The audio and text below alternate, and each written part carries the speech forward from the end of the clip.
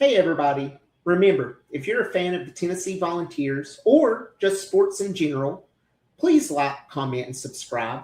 Any and all support's greatly appreciated. Now, let's get to the video. Hey, guys. How's it going? Josh here. Hope you're all doing well. Hope you survived Snowmageddon. It ended up here in where I am in East Tennessee. It was just, some flurries, some ice, but nothing too crazy. But I know our people across the southeast, especially out in West Tennessee, really got hammered. And then apologies for it being a few days between videos. I've been down with COVID and finally starting to bounce back. But tonight certainly warranted a video, as I'm keen to do. I always like to make a reaction video after a win or a loss for our basketballs this season. And man, what a game, right? Initial reactions, at the beginning of the game there, up until about that early portion of the second half when we kind of took the lead and wouldn't really let go of it exactly. Georgia just felt like they were a few possessions ahead of Tennessee throughout the game, right? Like anytime something would go our way, it just felt like Georgia would turn around and nail a super huge three. We'll show the box score here in just a moment, but they actually only finished with 9 total made threes, which was surprising to me. I don't know about you, but watching the game, it felt like so much more. And the reason why is this Canning Catchings guy, 4 of 8 from 3. It felt like every time he would throw one up, and some of the shots he was making was just like acrobatic, beyond the line, just huge shots. So felt like anytime we would get momentum, he would hit a silencer 3 and we would kind of stumble behind. And again, we saw some of the same stuff that's been problematic for us over the course of this season, costly turnovers in really sensitive possessions, where you have an opportunity, especially at the end of the game, to potentially ice it away. But you turn the ball over, or, I think Nate had a moment where he went to inbound the ball after what, I don't know if he thought it was a made possession, but he went to run the baseline, and that was a turnover, right? And that was a huge turnover, and it helped them get back into it.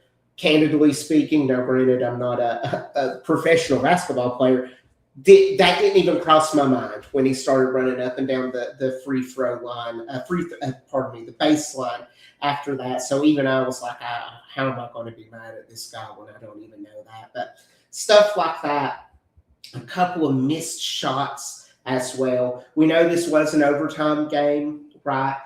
Rick Barnes is an absolute maestro when drawing up plays to end a game when it's tied or you're down by 1.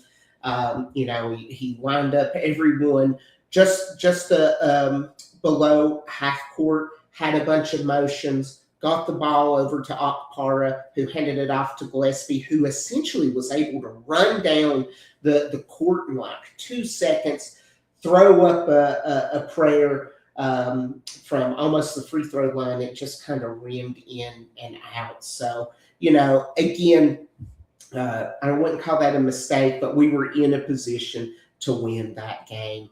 And then ultimately at the end there, hand up, Tennessee missed a free throw.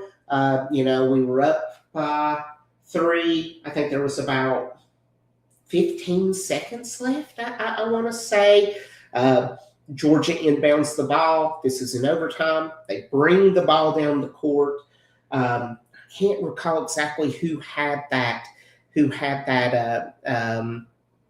the ball to end it there. Probably a guard. But I remember he held on to it for a super long time, and I thought to myself, oh, okay, they're about to throw up a 3 and try to send this thing to another overtime or maybe draw a foul. Who knows? Then it goes below 7 seconds. We're sitting at 4 seconds, and he starts to cut in. And I'm thinking to myself, oh, my God, he's trying to suck these players in to shoot it out to the wing. But no, he just kind of, I don't want to say takes his time, but he just takes it to the hoop and teardrops it against the glass.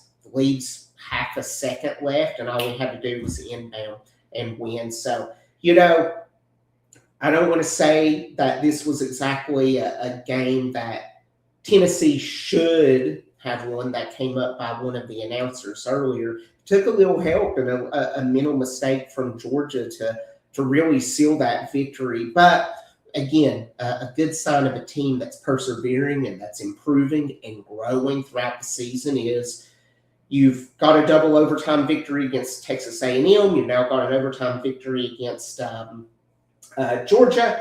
You had that late collapse against Kentucky. It is what it is, but this team is really, really positioning itself. It has been in several of those end-of-game situations where you have to convert, you have to score, you have to get stops to win, and they're 2 of 3 in those, which, we'll take that in this league this year. But let's go ahead and turn it over here to the box score. And I'm going to show you, I mentioned that the announcers said, hey, Tennessee deserves to win this game. And why did they say that? 52 rebounds to 27 rebounds of Georgia. We just absolutely spanked Georgia on the glass.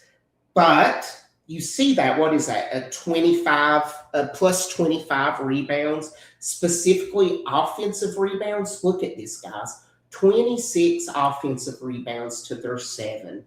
The issue was we would get those rebounds and we wouldn't necessarily convert, or we would have some type of silly turnover. And again, those 12 turnovers, so there's 6, you're giving them those opportunity for fast break points, for to keep that game closer than it should have been.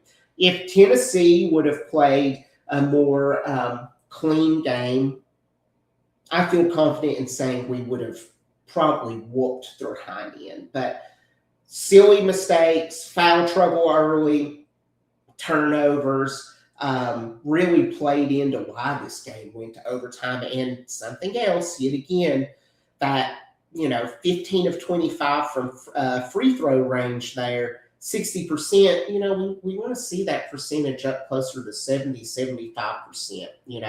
Anything 60 or below, we've seen it throughout the course of the season. That has been a recipe of disaster for us. So anyway, we can try to boost those up. And again, at the end of the game there, a few crucial missed free throws. Para went up and thankfully was 1 of 2 from the line to help push that lead up to 3 in overtime. But again, you see that rebounding plus 25 and see that we only win by a point. Some of you may be disappointed in that. You may be disgusted, frankly, but it excites me because, again, as I mentioned earlier, it's showing that growth and finding ways to win these games in this league against I'll give them their due. Do I think Georgia's the best team in the nation? Absolutely not. But I certainly think they're a good team. They're coached very well, and they've got a variety of dynamic big men and scorers. So eking out that win on the road in overtime,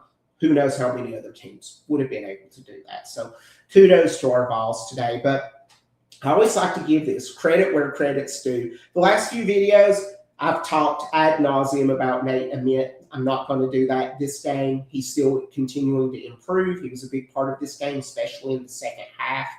Obviously, Jacoby Gillespie, again, crucial to our victory, but he always gets his roses. The person that I wanted to point out, actually 2 people, J.P. Estrella, 31 minutes, 17 points, 8 of 12 from the field, 0 of 1 from 3, and 1 of 3 from the free throw line. He was 1 rebound away from a double-double. But then look at this, 7 offensive rebounds. There at the very end of the game, he had several different offensive rebounds that helped keep us in it and helped ensure that we had the lead and that we were in a position to win or extend or send to overtime. So It's good to see JP. I think as the season's progressing, he had that nasty bone bruise early on in the season, not to mention the injury history the past couple of seasons. You can see he's starting to be a little bit more healthy, to feel a little bit more like himself. And by him being that way, he is having